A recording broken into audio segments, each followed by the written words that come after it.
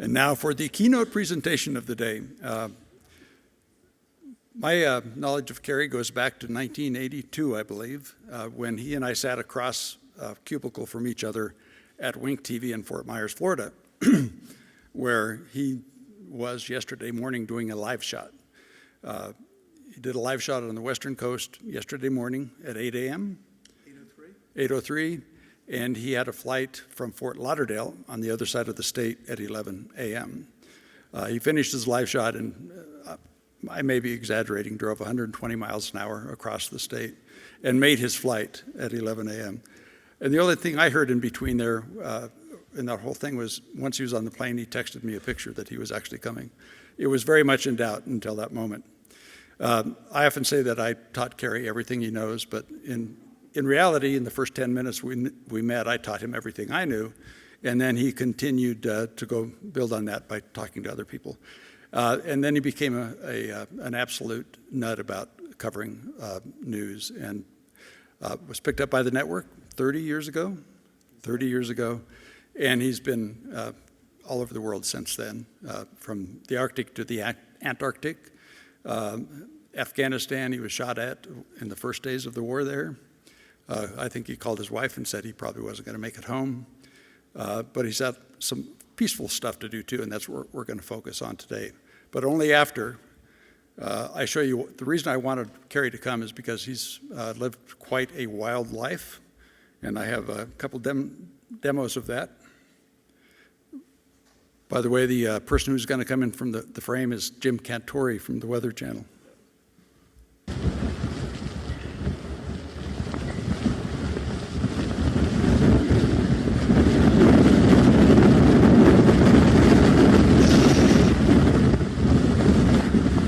Wow.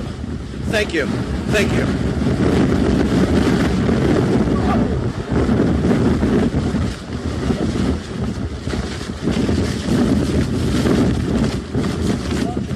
Yeah, thank you. Yeah, hey, we're trying to get the... Okay, that was 2018, and that was Jim Cantori. I thought that was just a chance encounter until I watched the news the other day and saw Jim Cantori and at a traffic stop in Florida. This is a very small video. It's not quite as good. But saw Jim Cantori at this spot, and he got hit by a stick that was blowing in the wind. And then, like an hour later, I saw somebody else at the very same spot holding onto the same sign. I think you can get the demonstration of how strong the winds are here.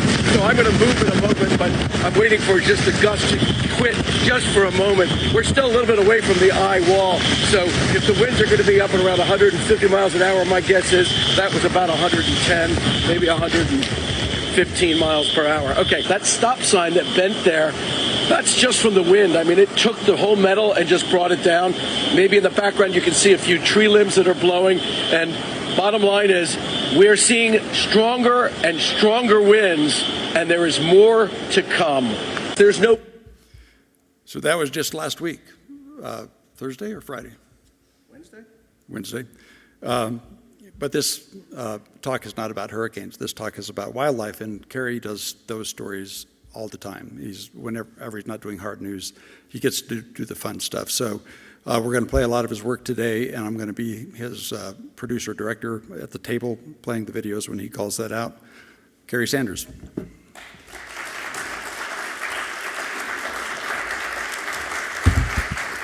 Well, thank you. So I'll give you a little bit of my background as a reporter. I went to college in Tampa at the University of South Florida, and I just sort of took a liberal arts degree where we had a few classes in journalism.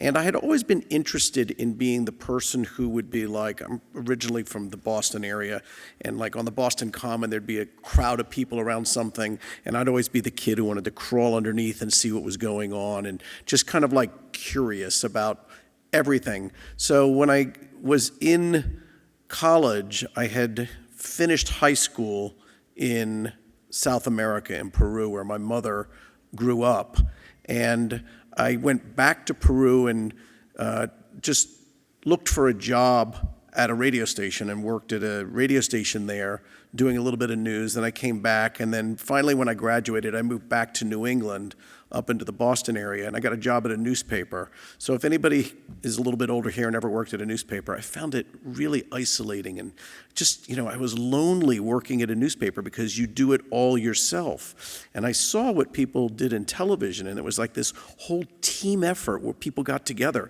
There was the cameraman, and you maybe have a live truck, and so I was really interested in that. Now, somewhere along the way when I'd been in college, I had put my name on a bulletin board that I would be willing to do any kind of job in TV, and somebody had collected the names off the bulletin board. And fortunately, back then, pre-cell phone, once you had a home phone number, it was the same home phone number for your whole life. So somebody one day called that house in Massachusetts and said, is Kerry there? Would you like to come work in television in Florida? And so I got a job initially in Jacksonville, Florida. And it was minimum wage, $3.35 an hour. I was there for 7 months, living on the floor. The only person I knew in Jacksonville, just had a laid out blanket. And then I got a real first-time job where I would be on the air all the time, not occasionally on the air. And that was down in Fort Myers, and I got a huge raise to $3.35 an hour. But I had an opportunity to sort of start learning about television, and I was really fortunate, aside from learning from Greg, which I actually will admit I did. We had a news director there, Jim Bennett, who had been a war correspondent. Now, when you're young, that's what you think. That's the real news. I want to do the war correspondent. I want to follow in his footsteps.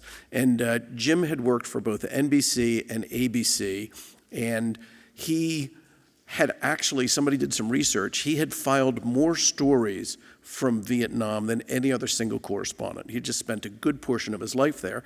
And now here he was in Southwest Florida as the news director, and he'd tell us the stories and everything else.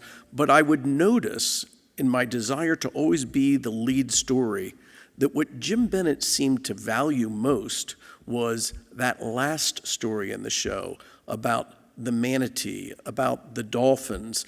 And as much as I was aggressively chasing to be the first report on the show with the big story, it always stuck in my mind that he seemed to feel the value as much was on that last story about animals. So as we now move forward, we are at a point today in my career where I really want to do those stories. And it's driven in part because we're in a transition in our world on Earth with what's going on with climate change.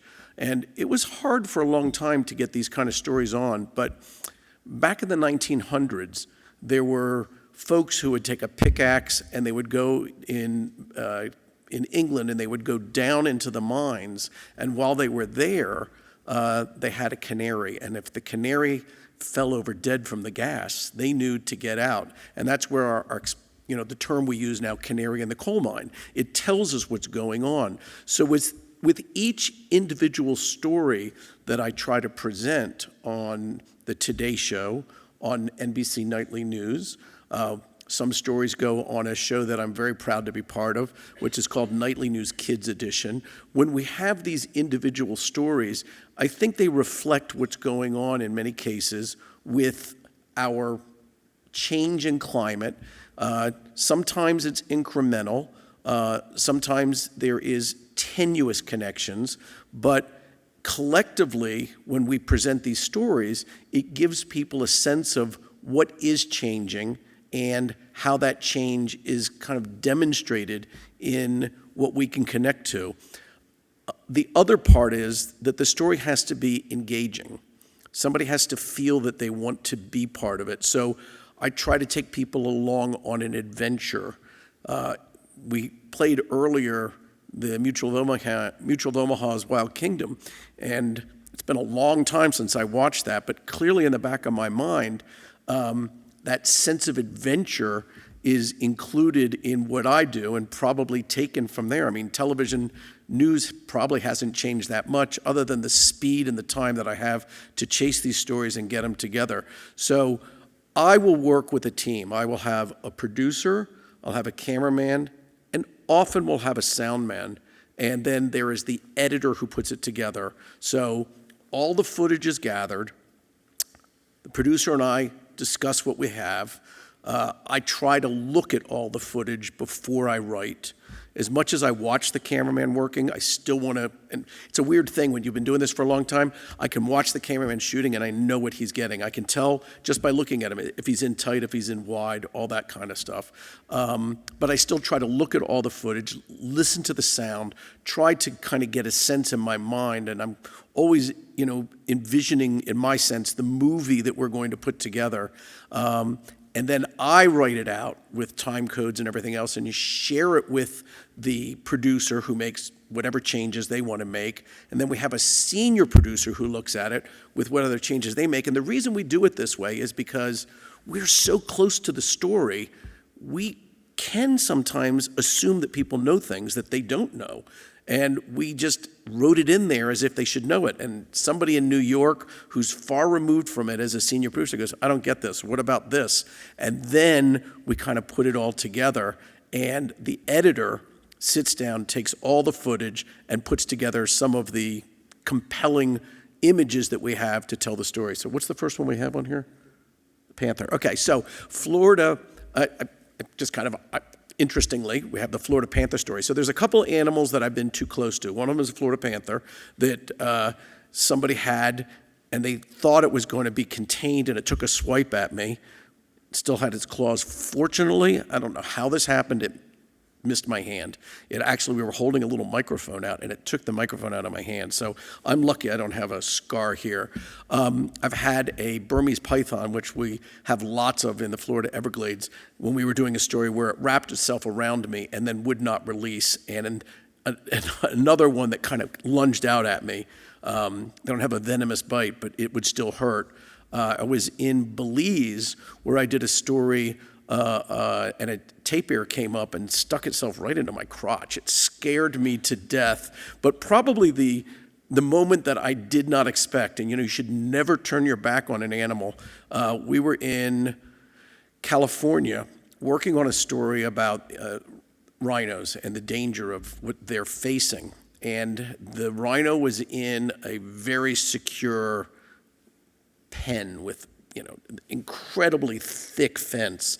And so they had me stand like this, and the camera's here. And for whatever reason, I guess they thought it was funny that the rhino was walking over to me. And the rhino took its horn and went right up there. And I think they were looking for some sort of outtake, but it was as much a surprise as it was painful. I mean, it's not like I had to go to the hospital, but it was a moment. So Florida panther is an animal that in many ways may look like a mountain lion. It's different. It's its own unique. It shares some of the same DNA and the design of the mountain lion, but it is very much different, or the cougar. And when actually we worked in South Florida or in Southwest Florida together, there were only 29 left. And so there's been this tremendous effort to bring back the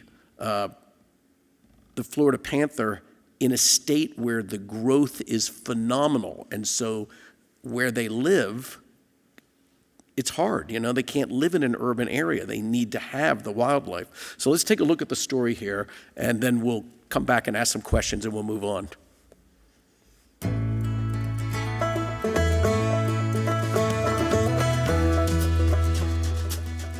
Lester, we're in the Florida outback, the pasture land where there's more than just cattle. There's a big cat. It's called the Florida panther, and it almost went extinct. But now, some good news. Elusive, endangered, yet today making a comeback. The majestic Florida panther. When your grandparents were kids, there were fewer than 30 panthers left roaming Florida. National Geographic says they were within a whisker of going extinct. What would it matter if they had gone extinct?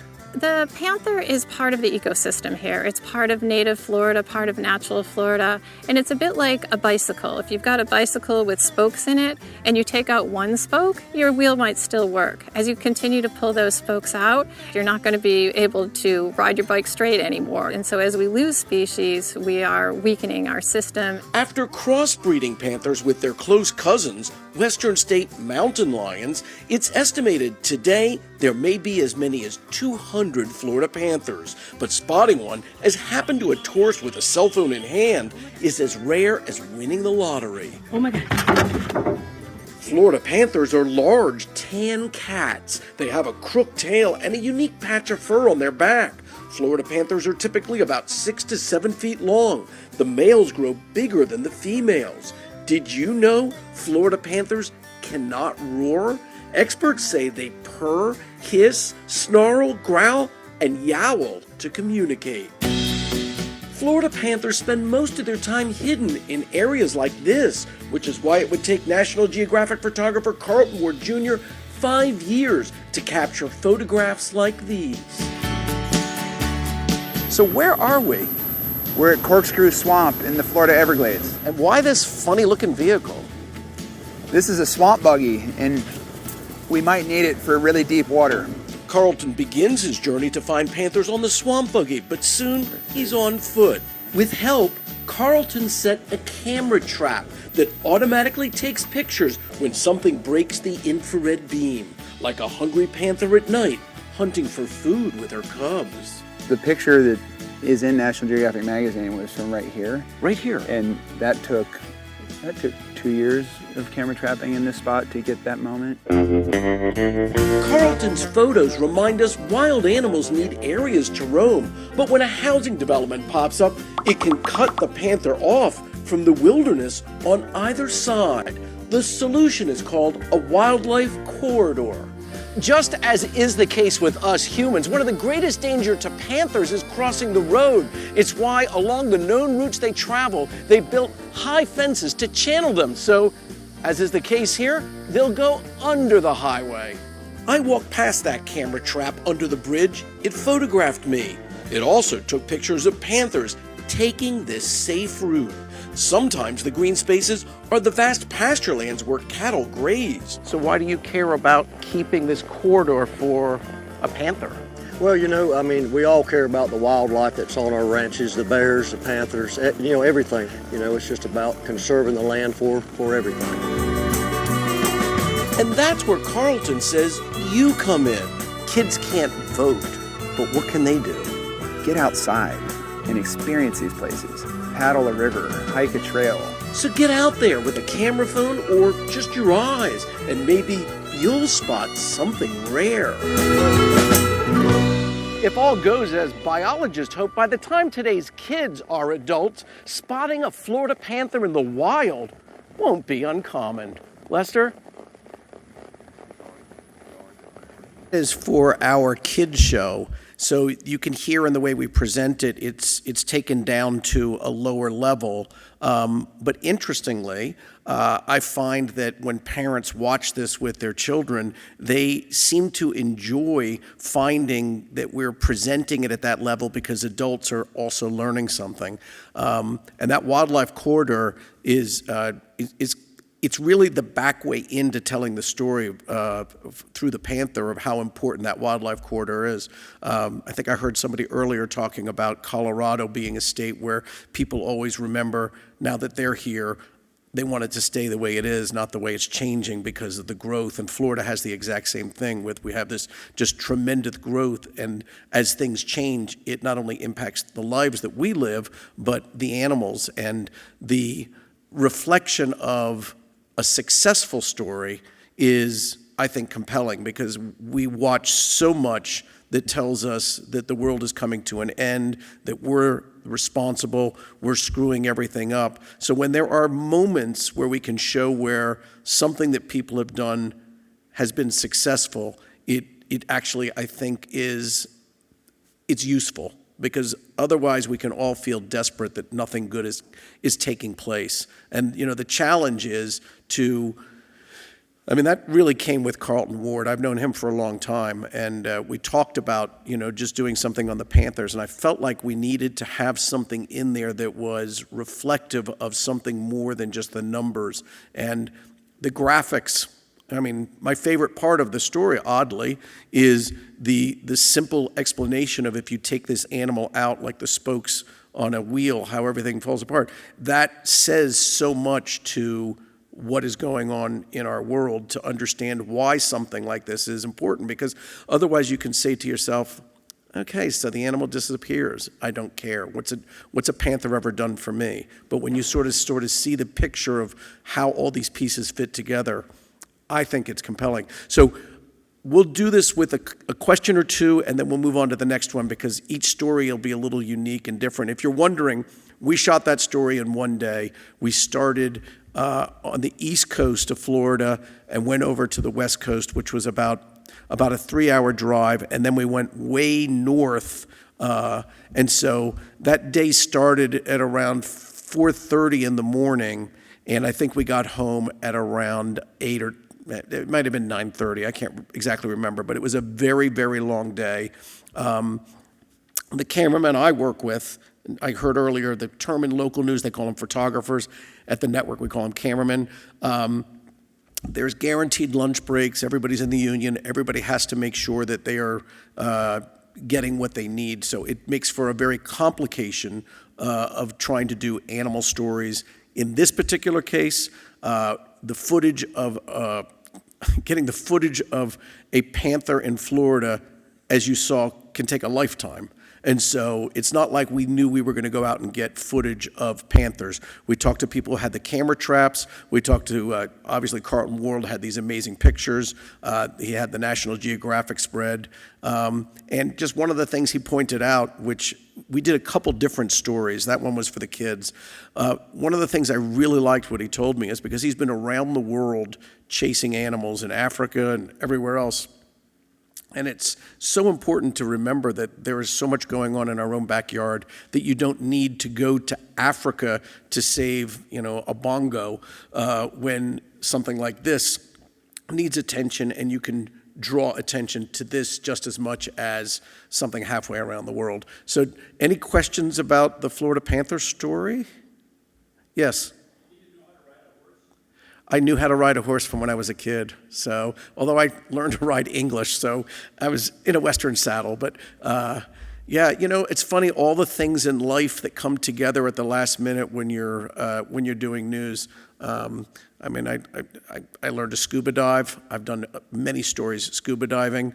All these things that I like to do. I think the one thing I wish I had done was learn to fly a plane, because it would be useful at times to be able to take the controls of a plane when I'm up there doing something with folks. But every little piece of your life. I mean, one of the things that we try to do in our stories is we try to include ourselves in the story so that you feel like you're along for the ride, and you feel like, literally in this case, along for the ride. But we want to give you the sense that you are there and enjoying it with us, because you can't physically be there, but you can get the sense that you are there through what we're experiencing. Yes?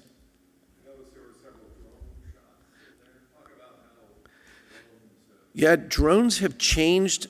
They changed the industry. So I've been in TV news for 40 years, and so when we would initially try to get a shot like that, it would be a helicopter.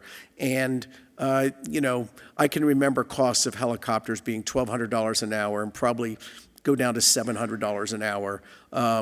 Helicopters, unfortunately, sometimes fall out of the sky. They're dangerous. I've had 2 helicopter crashes, one where a friend cameraman died while he was in them. So the drone came along, and it just became this incredible tool that allowed us to give you a view that we otherwise just could not get. All of our cameramen have licenses from the FAA to fly drones. We have a very complicated process that we have to go through, where we're dropping a GPS pin, going through permission to fly in this area.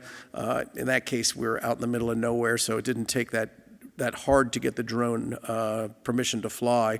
And it's like Hollywood all of a sudden. You know, in the movies, you get the sense of how vast an area is, or whatever, because they have those sweeping helicopter or now drone shots. So drones have changed everything we do, and I think for the better. I mean, you saw me standing out by the bridge where I was doing that. In fact, maybe you couldn't even spot me because it was so tiny till it came down.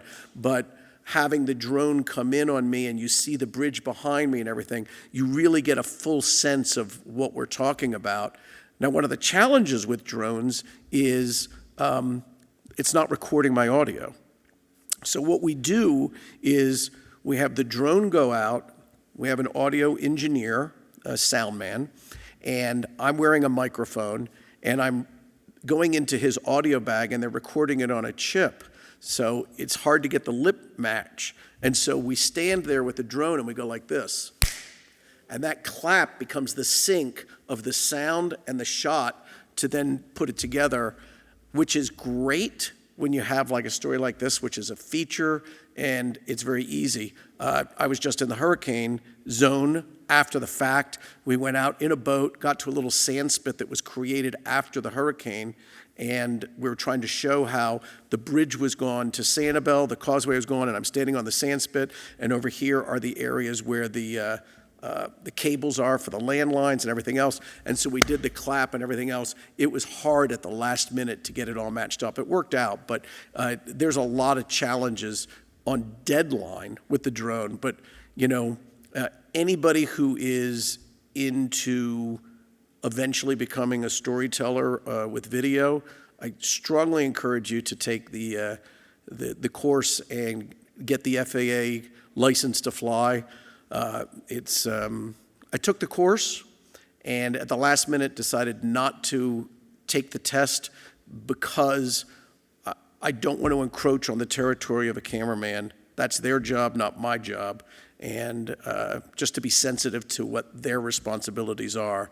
The only weird thing I thought about the whole course to fly a drone is they want you to know all the clouds. You have to know every cloud. Not exactly sure why that's on the FAA test, but it confuses people, and then the map reading of where you can and can't fly. But drones, it's phenomenal what they do, and we're going to see a lot more of advancement in what the drones do. There's a drone right now that we've talked about using where you can just drop something into your pocket, and now the cameraman doesn't need to fly and follow you. They launch it, it connects. So we're in Colorado. Could you imagine skiing down a mountain, doing a side-by-side interview with somebody, and the drone is right in front of you, following you as you go down? And that will be because you have that little thing in your pocket, and it senses what's going on, and then it has the collision avoidance. If there's a tree or something, it won't go. It's great. Okay, so really unusual during the pandemic, a story we wanted to do down in South America. I couldn't physically go because of the pandemic. Our network was very concerned about travel. They didn't want anybody to have a health problem in a country, Colombia, that may not be able to assist us. And we also have it's the reality that we are targets. So I've been in TV a long time. It used to be when a journalist showed up, oh my God, we're so glad you're here. We want you to tell our story. Now we've become sometimes the target. Let me grab that journalist and hold him for ransom, or we'll kill him. And so it's a different world. So trying to get down to this area of Colombia where we wanted to shoot the story was just not going to happen, but it was a story I wanted to tell. And so we worked with a freelance cameraman who would be able to go out, lived already in Colombia, to get us what we needed. And I could talk to the experts stateside. And it all came together in a very weird connection of an animal that does not belong in South America. And when you think of Colombia from certainly the 80s, cocaine may come to mind. And so here's the connection here on what I think is a compelling story. We're back on this Saturday morning with Today in the Wild and an unusual animal problem in South America. That's right. Dozens and dozens of hippos have found themselves very far from home, and now government officials and biologists have to figure out what to do about it. NBC's Kerry explains. Hippos in the wild. But there's something wrong with this picture. We're not in their native sub-Saharan Africa. This is Colombia, South America, more than 6,300 miles from hippopotamus territory. And no, they did not swim here. In Colombia, South America. And this happened because the famed drug trafficker, Pablo Escobar, had his own zoo down there. And when he was killed, I think it was in 1993, they were able to move some of those animals out. But because the hippos were so large, it was too expensive to get them out of there. They just kind of let them loose. They ran free. The drug kingpin's 4 pet hippos have now become an estimated 100. Unchecked, scientists in the Colombian jungles say the so-called cocaine hippos could multiply to 1,000 in just one generation. We know that we need to balance the life of the hippos, the community, and the ecosystem to find out a real solution for this situation. Some government biologists in Colombia suggested just killing them, but shooting a cute, unprotected hippo did not sit well with the public. As happens, the hippos have created a tourist economy the size of their girth. While hippos kill more people in Africa than any other animal, including lions, visitors now travel to South America's Magdalena River for boat rides to glimpse at the imports. Tour guide Isabel Chavita Romero. Es bueno saber que tenemos para nosotros como comunidad. It's good as a community to have them in the area because it has allowed us to strengthen our economy. The truth that I see is these hippos don't bother anybody. And this is just a really nice place and everybody lives together in harmony. But biologists say what tourists and others don't see is where this is headed. Hungry hippos with no predators here, each eating 150 pounds of river and jungle grasses every day, quickly turns from cute to catastrophe. They bring nutrients and materials from the land into the water, and so they can add fertilizers to the water that contribute to growth of algae and bacteria. Dr. Jonathan Shuren has consulted Colombia on what to do. One idea? Birth control. How would you approach a wild hippopotamus to give it a shot so it doesn't have more babies? It is not a trivial thing to do. You can't really dart them because when they get scared, their natural reaction is to run back into the water. And if you've sedated them, they will drown, right? Because they'll go into the water and die. No one wants to see that. If this was a man-made mistake, what is the lesson we learn from this? This was definitely a man-made mistake, and the lesson is that a small mistake that we think initially is just to create a conversation piece can become catastrophic for the environment. Yet one more legacy of cocaine kingpin Pablo Escobar, the river hippos. Big animals, big problems. For Today, Kerry, NBC News. That is the most bizarre problem you've ever heard of. These cocaine hippos, the hungry hippos, as Kerry calls them. And they set an August deadline out of the government officials have to try to figure out what to do with these guys. Yeah, and they're so sweet to look at. They even have GPSs on them. So hopefully they'll figure that out soon. I know you love hippos, your favorite animal. Yeah, but I don't need 100 of them as pets. No, that's for sure. So I'm just curious, I can kind of see out there, did anybody know anything about the cocaine hippo? Have you heard about them? Yeah, so it's like a few people had heard about them. It was just one of these stories with the question of what to do that had reached this nexus of like, they're at a crisis. They're going to be too many down there. There were some interesting social media images of hippos walking through town. But social media can have these amazing images, but we need the rights to use those images.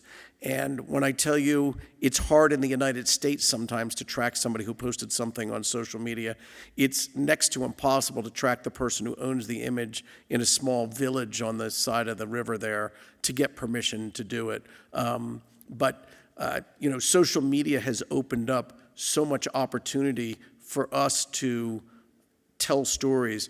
It even has an acronym now, which is UGC, user-generated content, that the videos that people shoot in all types of things then becomes an avenue for us not only to help tell the story visually, but at the same time kind of open our eyes as journalists to say, that's something we should be looking into. We don't, we can't assume that we know everything.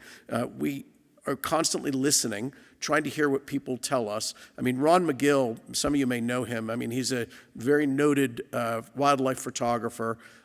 He's a friend of mine, and I've interviewed him many different times on different topics. He's just a wonderful expert. In fact, there will be a story that I show you here.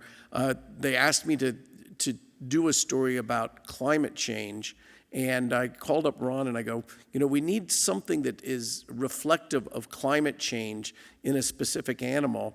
And he said, well, you might want to take a look at the moose, because the moose is really reflective of what's changing. I don't know whether that's the next one, but we can play it. Any other questions about hippos? How does the story end? They're working on trying to do that birth control. You have an economic driver now, and in a community that lives in relative poverty, it's very hard. This is all around the world. This is like no different than telling people that they shouldn't be fishing for an endangered fish off their islands. It's very hard to close the door when tourists come in and they're making money from the hippos to say, we want to take your hippos away. It's the same way that we see in certain places where they fish away fish, and they're like, you should really let these fish stay because divers may eventually want to come here. And the fisherman says, I don't want that. I just want to get my fish, until there's finally a moment of enlightenment where they realize we can make more money taking people out on our boats to go diving than we can pulling the fish out that people all want to see. But it's a generational, it's an educational moment. It takes a lot. So right now, that is not a solved situation. And as you heard the experts say, because he's consulting the government, we want to try and give them birth control, but we can't dart them because they will sink. And I think, if I remember correctly, I want to say 70%, but I can't remember. They spend most of their life in the water, and they're incredibly dangerous. I mean, to look at them, they look kind of roly-poly and fun, but they kill people. So, that is, it has no ending right now to say, and it all worked out, and they reduced the population, and everything is great. It hasn't happened.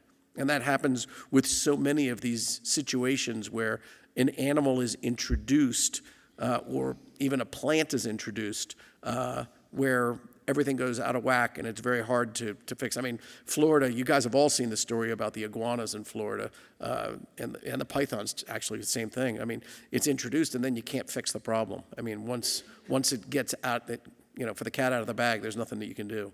Right, so this is a story that Ron mentioned to me, and then we decided that we would go see where it would lead us. I will tell you, we saw earlier today pictures of moose here in Colorado. It was very hard to find the moose in Maine. We were with one of the best moose calling experts in the state. He's known to be the guy. We went at the right time of year, and we were, in this case, travel time included. So the cameraman, who's from Spain and an incredible cameraman who now lives in New York, and the sound man came in from New York up to Maine. I came up from Florida. I live in Fort Lauderdale. And then the producer flew in from Sacramento. And we had budgeted 3 days after a lot of time talking to the moose caller that this was going to work. He will get us guaranteed, we'll get a moose and everything else. And then we were on day 3 and we had to leave. And we were like, we cannot leave. Our bosses are very tight on how we do these things because there's a cost associated with every day, and the shows have certain budgets. So we just found a Airbnb at the last minute where we could all pile into one house and pray that the next day we would try to get some images, and we were lucky. I mean, at one point, we even went with a moose tour where tourists go, and they're like, we'll get you the moose, don't worry about it. And your choice is to ride around in the van all day or to get in the canoe. And we talked about it, and they were like, you're probably gonna get it in the van, much better than the canoe. The canoe's a great day. but you're not going to get it in the canoe. It's like really rare. So at the end of the day, we come back, we didn't see a moose, and talk to the people who went in the canoe. Oh my God, you can't believe it. The moose came out of the water and everything else. I'm like, did you get it on your cell phone? Yes, we did. Can you airdrop it to me? So people are very friendly and nice, but it was just like so frustrating. But we finally got an opportunity to by staying a little bit longer. But, you know, doing animal stories is very challenging when you're trying to do it on a timetable. Wild animals do not cooperate. Getting to the right place. Animals generally are an early morning or a late, right before sunset kind of opportunity during the heat of the day, or, they often go underground or under brush. It's just hard to get them. So the hours that go in, I have so much respect for what you see on these documentaries of the months and months that the cameramen and the camerawomen spend to gather to get these images, because it takes such a commitment. And what we're doing is sometimes in an afternoon. It's really, really challenging. But let's go ahead and look at this one. And this morning, a firsthand look at how the warming of our planet is taking a toll on wildlife. NBC's Kerry Sanders is in Maine because a longtime local favorite is very much in need of help. Kerry? Well, good morning, guys. The autumn colors here in Maine have come later than usual. Climate scientists say that these days fall is later, the winters here are shorter, and spring comes sooner than it ever did. All of this a function of climate change that biologists say is having a devastating impact on one of this state's iconic animals, the moose. Majestic, magnificent, but here in Maine, moose are in peril. But we're getting October, November weather where we're getting 70 degrees into the 80s, and every day it's warm out. I know what's going on in the woods today. What's going on is climate change. Biologists in Maine say winters are now 2 weeks shorter than they once were. That gives the blood-sucking ticks that only target moose 14 extra days to latch onto them in numbers never before seen. Now you got 60,000 ticks taking blood on you at a time of year where you're trying to make it through with your fat reserves. So they're weakened? So they're weakened, they're anemic. Those thousands of ticks are drawing an astonishing 15 gallons of blood from the moose every 2 weeks, close to half of a moose's total blood supply. Increasingly, moose, especially the calves, are dying. We joined state biologists on an aerial survey of Maine's northern moose territory. Off we go, and we're airborne. In this sparsely populated region, there are 3 moose for every resident. There's a moose down there. There's one there. Yeah, it's going to be pretty tough to see. 2 decades ago, there were 100,000 moose in Maine. Now it's estimated there are only 60,000. Ticks to moose are like mosquitoes to humans. You imagine yourself out in the woods, and there's mosquitoes everywhere. You don't have any bug repellent, and your hands are tied behind your back. There's no way to escape those insects. That sounds very painful, and in this case, it can be deadly. Absolutely. Moose tours are big business, but spotting a moose, which is never easy, has become even more difficult. You don't make appointments with nature. So you feel lucky today? Yes. Moose callers like veteran master guide Roger Lambert mimic a female moose. That's a cow. That's a cow. So you're trying to call the male out. Well, yeah, absolutely. And they play act because a moose's eyesight is so poor. A comical routine that at times draws moose out of the woods. But it goes quick. See, and you do a little nasal, little stuff. Are you squeezing your nose? A little bit, yeah, if you need to. Damn good, Kerry. That's damn good. Really? You didn't even start out with that. I learned from the best. And bingo, a moose. Those regal antlers up to 5 feet wide. Mother Nature in all her glory takes your breath away. In what may sound counterintuitive, to save the moose, state biologists say some must be sacrificed to hunters. The theory, with fewer moose, the ticks will die. It's believed then a healthy moose population can rebuild. State biologists say it'll take about 5 years to see if what they're doing helps, so that the next time somebody does this, we'll actually see lots of moose. All right, Kerry. I think he That was found his awesome. lane. Wow. Okay. He's found his calling. Get it? That's Come on, come on. But it doesn't sound like Come a. on, try it. Sounds like a goat. Like a frog. Or a frog. Wow. Or duck in Like a distress. toad. Man, I think I'm going to go down by the Elks Club, see what I can see. So part of what you saw right there is the engagement and the fun of that moose call. It becomes a memorable moment for the viewer who will also take away what's going on with climate change. So I don't want to call it entertainment, but it's engaging for people to feel like they're getting in on the action with us, and I'm sure some kids at home with their parents started driving them crazy trying to mimic the sound of it and everything else. But that was especially exciting story for me, because going up to Maine and getting a chance to go out there and do something that I actually didn't know anything about. And when I get a chance to learn as I'm doing the story, I feel like I'm not only gaining for who I am, but I get a chance to share that with everybody. I mean, the state biologists were just spectacular. They getting us up on the plane. And, it's funny, but there's so many people who want their stories told. And when we finally get a chance to talk to them and sort of plan out the route of how we're doing it, how people will really go out of their way to spend as much time as they can with us to make sure that people learn this. I also found it very interesting that it was counterintuitive that you need to thin the herd to somehow grow it back. We had a long back and forth with our senior producers. Is that a concept that is, because you're only hearing it once, is it a concept that's too hard to understand in the moments of a story like that? At the end of the day, I think people accepted that, or at least my senior producers accepted that people would get it. I take it the crowd here understands that. It was a lot of back and forth because our senior producer was like, I don't understand it. We went over and over. We discussed it. We edited it into the story because, everything is edited in a computer today. We use Avid. So you can always pull a chunk out, put a chunk back in and everything else.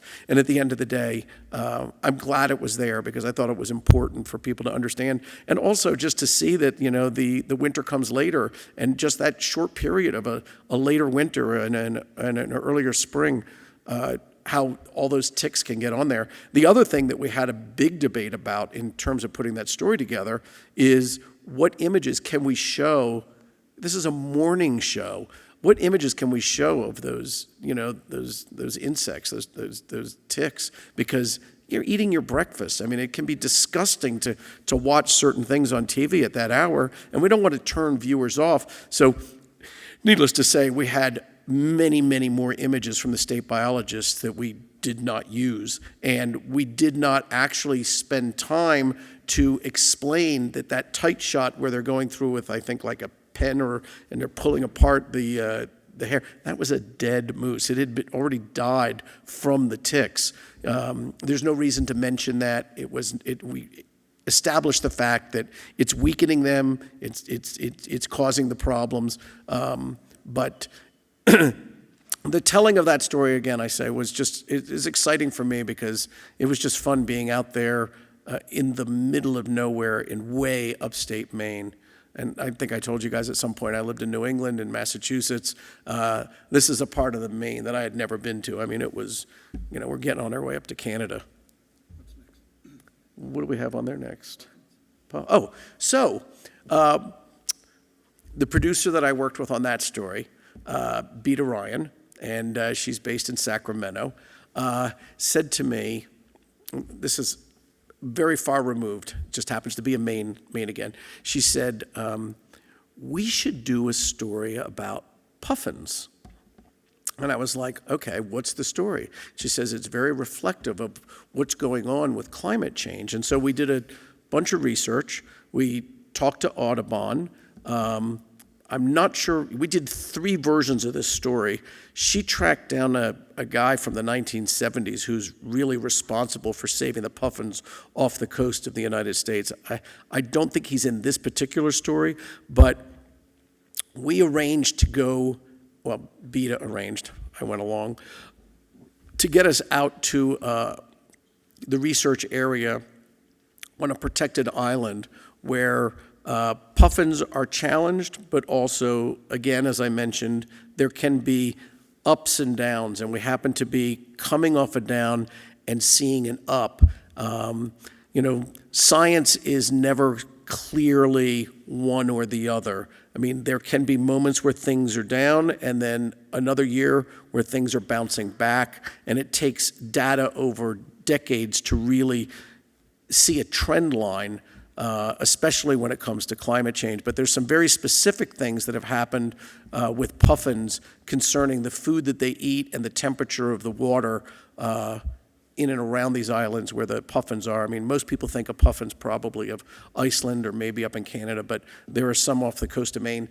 Like I say, this just happens that we went back to Maine. And again, this was an opportunity for me to learn quite a bit. It was exciting. So let's go ahead and play this one.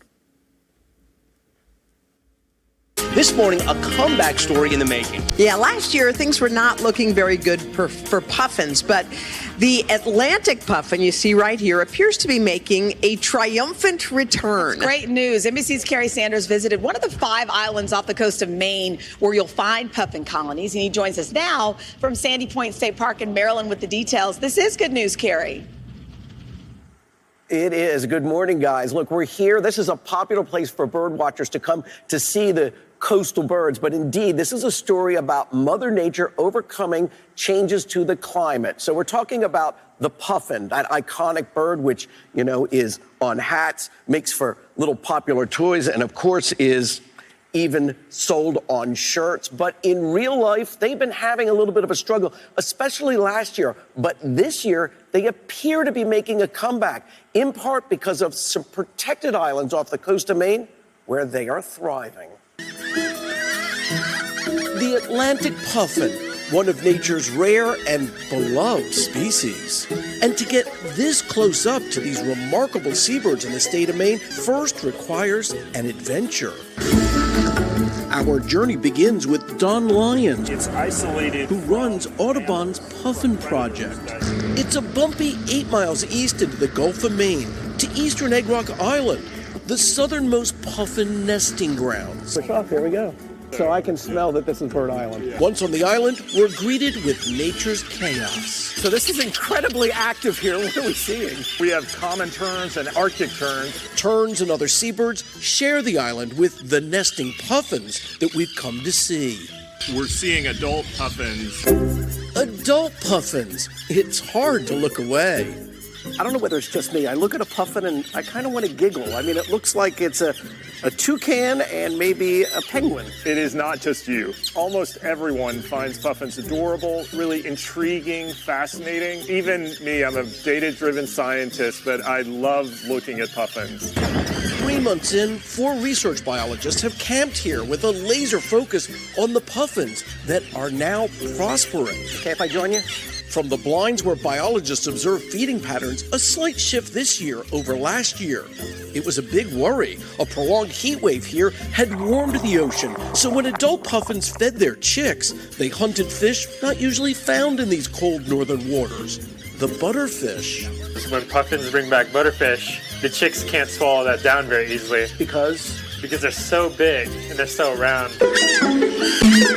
Adult puffins this year are finding the food chicks prefer, which are thin-bodied herring, but they're farther from shore, and when nearby, they're deeper, where the water is colder, as much as 50 feet down. They fly underwater. They use their wings to propel themselves both in the air when they're flying and when they're swimming underwater. And they're chasing the fish? They chase down fish and grab them with that impressive bill. The burrows go quite far back. This year, some good news. The chicks, which hatch and burrow deep between the rocks, appear to be on the rebound.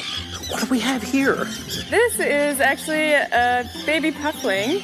Puffling? Yes. Okay. Their term for a baby puffin. Can I touch? Yeah. Oh, so soft. This hatchling, about 10 days old. It's actually really promising. You're hopeful. I am. Hopeful, despite climate change, say researchers, because protected island habitats like this give puffins the opportunity to thrive. With their black and white penguin-like bodies and their colorful parrot-like beaks, the puffins are living up to their nickname, the clowns of the sea.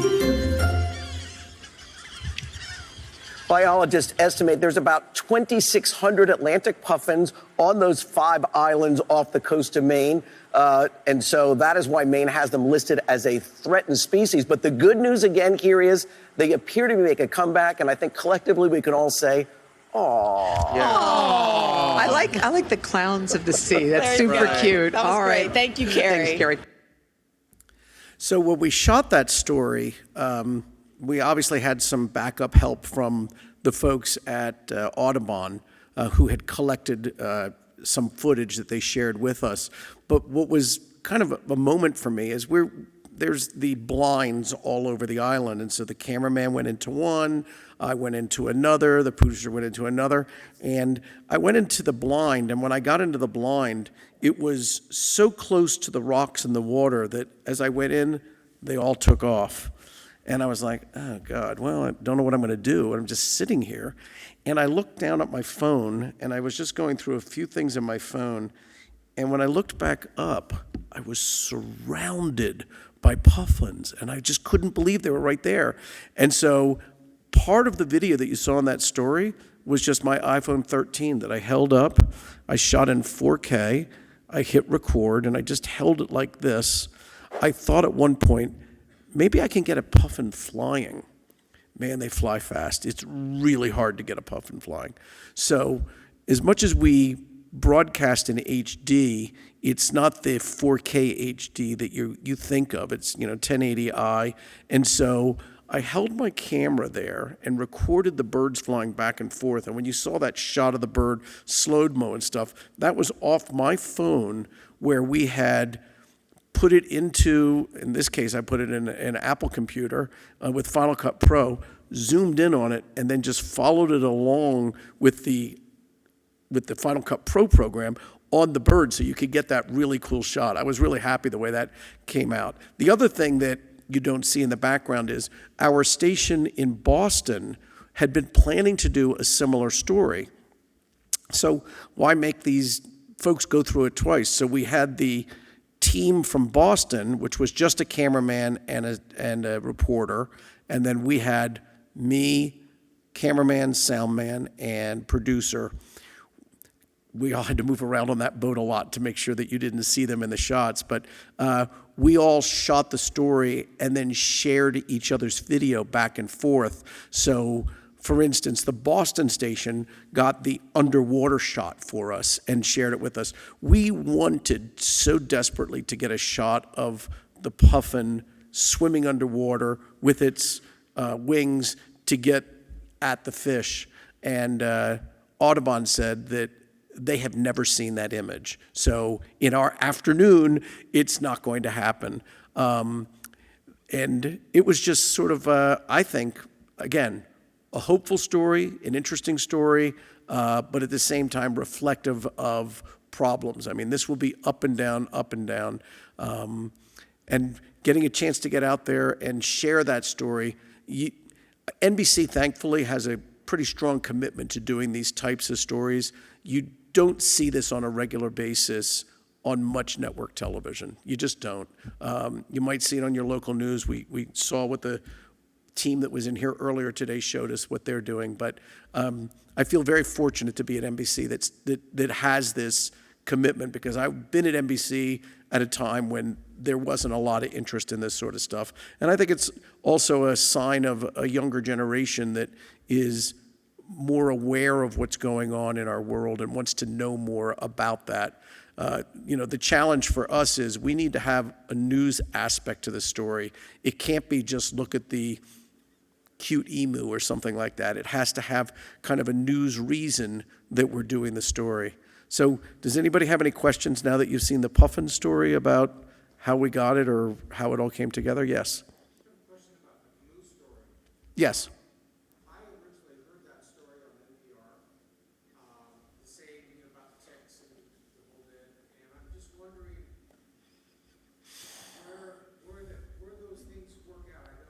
Do we feed off each other? Yes, we do. The media does all the time. You know, I can't specifically say that NPR did that story. We know we're not the first people to do that story. And, you know, as a reporter, I have two responsibilities when I'm thinking about how I'm going to do the story. I need to read everything and understand everything, listen to, if there's a radio report, try to read the technical journals that biologists write. Maybe I can make sense of it. But I also need to approach the story as, I know nothing about this, tell me. And sometimes I know the answer when I ask the question, but I'm putting myself in the viewer's point of view because I'm asking the question that I probably had before I read everything. But yes, the stories that we do are in other places. Sometimes they're in a magazine, maybe even an obscure magazine. Sometimes they're in a journal which is specific to you know, some science. NPR, you said, did that. I'm sure we were well after NPR because this began when they had that, I think they called it the blob, and the water got extremely cold in the Gulf of, extremely warm in the Gulf of Mexico, which caused the fish to change, and that was a year earlier. So we got to the story now as things were changing again and things were on the rebound. So that story that you remember hearing could well have been 12 to 15, 18 months before we got on the story. You know, when it comes to news, especially with the way things are today with the internet, with people's time, with streaming, with the Today Show, with nightly news, and with all the other things that are out there, you may have seen it. Maybe a couple people, you know, a very small segment of our audience is aware of it, but by and large, we do general news. I'm not working specifically for a niche audience. And so we generally find that people are like, oh, I had no idea about that. Did you hear about that? And these become what we used to call water cooler stories when people used to go to an office, which doesn't really happen anymore, and people would stand around the water cooler and say, oh, did you see that story on the Today Show this morning? And people would talk about that. And so, yeah, I mean, it's rare for a reporter to say they have the story that nobody else has reported. It happens. I would say that the word exclusive is kind of a meaningless word in many ways. You know, you see that on the news all the time, exclusive, but I'm not sure it's really exclusive. Any other questions? What are we on? Okay, what do we have next? Okay, so this was just a curious, fun story. I had known about this for 30 years. I wanted to do this story. I've been wanting to do this story so long, and it was just such a curious thing that I finally got a chance to get together with the right people who took me out there so we could just sort of show it's like a circus trick to me. I mean, but it was just fun to do. So here we go. On this morning after Earth Day. Yeah, NBC's Kerry Sanders has the story of a very special bird in Florida that a lot of people are watching to learn more about the impact of climate change. Hey, Kerry. Guys, you're looking at a Florida scrub jay, one of the most unusual birds because, as you'll see, they're not afraid of people. I put a peanut on my head, and look, there he is. Scientists tell us that the declining population of this bird that's on my head is also an indication of the complex nature of climate change. The Florida scrub jays are squawking, but scientists fear we may not be listening to their warnings about climate change. He just landed on my head. This is crazy. And this is not like a trained bird at the circus here. This is a wild bird. This is an 11-year-old breeding male. This guy knows exactly what he's doing. He's a really remarkable bird. He's one of the rarest birds in North America.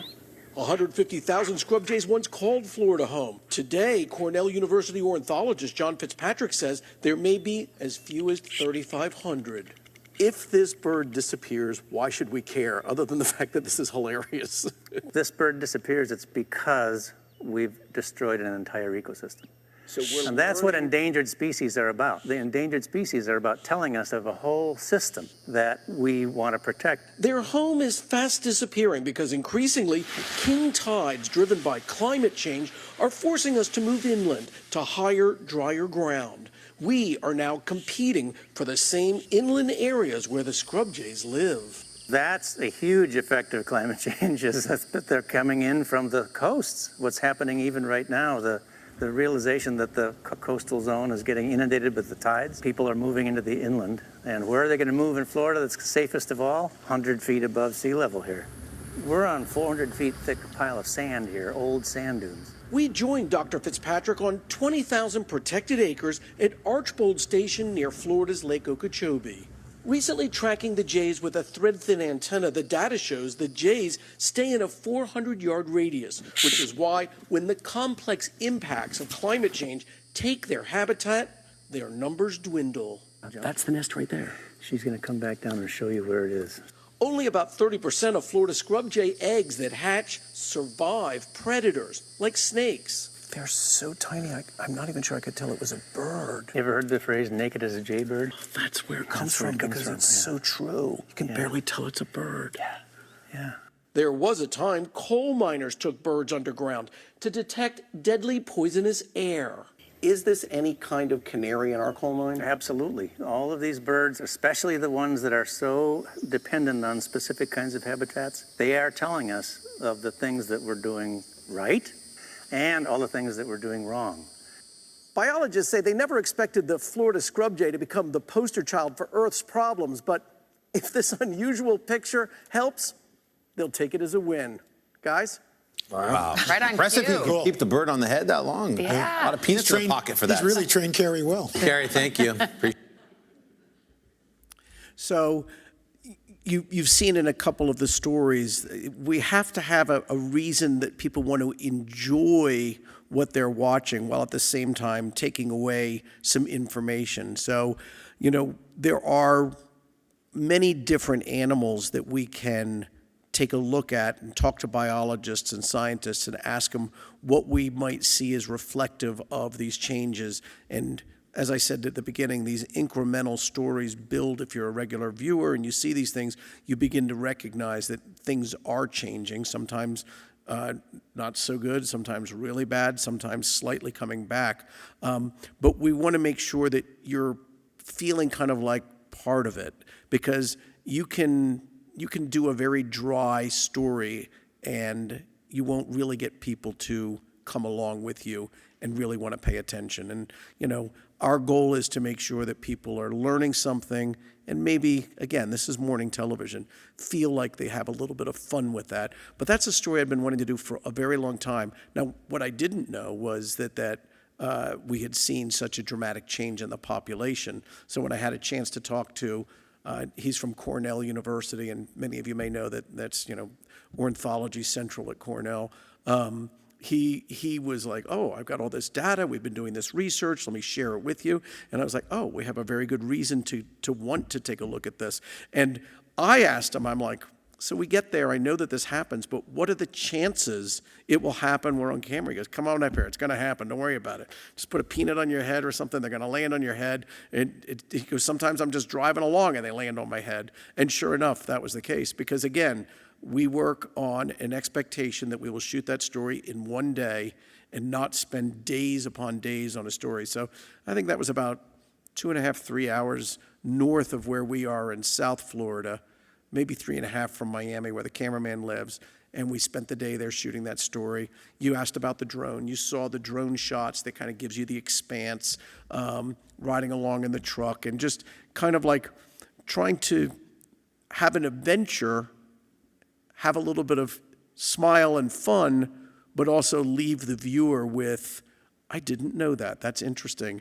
And wow, they're showing us something about what's going on with climate change. And if we can leave the viewer with the idea that what the scientists are telling us is something that we should pay attention to, then I think we've done our job.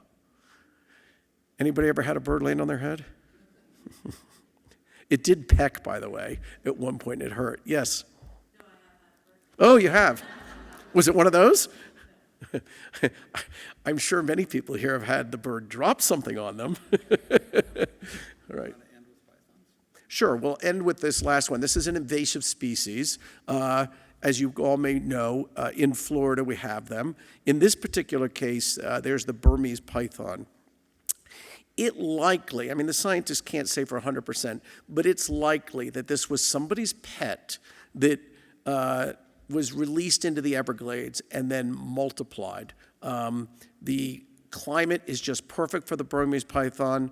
The Burmese python has challenged and in some cases won against the top predator, the apex predator in the Everglades, which is the alligator and the saltwater crocodile. And so it's a challenge that they do not know how to beat. They run hunts. They've tried to do very involved scientific work where they put transmitters inside the snakes and try to follow them back to where they lay their clutches. They have tried bringing in snake charmers from India. They have brought dogs that can sniff them out, and everything that they have done has really made like a tiny dent in a problem that's out of control. I think this is the most recent story. I've been covering this story for a long time. Like I said at the beginning, I had the Burmese constrictor wrap around me, and it was hard to get off. I've had one reach out and try to snap at me, where fortunately I was able to get away from it. But you'll see in the story that this is kind of like a wake-up call, kind of like we heard Ron McGill say with the hippos, that we have a role in this, and if this is a case where somebody released the pythons as they didn't want their pet, which was too big for the house, let me just put it out in the wild. There's one other theory out there that after Hurricane Andrew, which decimated South Florida, that there was a serpentarium nearby and it destroyed that and some of the snakes got out there. But the leading theory is that this is just somebody's pet that is multiplied. So. Also this morning, hundreds of hunters have descended in Florida, all looking for one thing: pythons. The hunt so fulfilling that, get this, some have actually quit their day jobs to do this full time. So why would anyone want to hunt for snakes? Well, who has the answer? Of course, NBC's Kerry Sanders, who's live at the Waxahachie National Wildlife Refuge with the answer. Kerry, we're so excited for this story and a little afraid too. Indeed, for good reason, because the Great Florida Python Challenge is underway right now. More than 850 hunters from 39 different states and one who flew all the way from Latvia, who for the next 10 days will be out here in the Everglades trying to capture these pythons. And at the same time, going for the biggest and the longest, they'll be ridding the Everglades of a snake that does not belong here, one that is scary and is clearly an invasive species. The Florida Everglades, one of the largest wetlands in the world. It can be deceptive until you get on an airboat and realize the Everglades are a river of grass with an unwelcome intruder, the Burmese python. Whoa, this thing is, whoa, wow, it's aggressive. They are defending. Yeah, she's defensive. Michaela Spencer is a state biologist. This 9.5-foot constrictor caught near Miami. What are they doing here? So they came through people owning them as pets. They accidentally got released, intentional releases, sometimes breeding facilities. That's how they got to Florida. Are there 10,000, 100,000, a million? Because they're so hard to detect, we don't have population numbers. The longest python ever captured in Florida, a massive 18 feet 9 inches long. The heaviest weighed a whopping 215 pounds. She put up a pretty good fight. I looked right into it and she hit me square in the nose. Because they're nocturnal, hunters in this challenge headed out overnight. Got him. Got him. Amy Seawee was a real estate agent in Indiana, but 3 years ago gave it up to do this full time. Oh my gosh, she's so big. Clearly you are fearless. Why are you out here? I love it. I love it. Biologists say the biggest problem, pythons eat everything. At times, even alligators. Long the king of this jungle, now battling for supremacy. It's 9 o'clock. They're starting to come out. Lindsay and Dan Floyd have been at this full time for 5 years. And even for them, it can be dangerous. What's your advice to the novices? Be careful. You're both laughing because what do you know? It can get tricky out there. No guns allowed, no dogs allowed to sniff out the pythons. This is all hands-on. And guys, a really big python can easily topple a 200-pound hunter. Guys? Kerry Sanders, you are a braver reporter than I am. I like how she said it can get tricky out here. Yeah, no doubt. I was thinking Kerry needs a rearview mirror to be looking over his shoulder while he's doing this live shot. Kerry, thank you so much. So that is a problem that we have in Florida. It's not going away. It's actually kind of fun to go out there and look for them, just as long as you're safe. And I just want to thank you guys for allowing me to share some of these stories. We've run out of time, so I think we're out of time for questions. Maybe you can ask me later. But thank you for paying attention, and hopefully, even in the stories you watched, you learned something. Thanks. Good.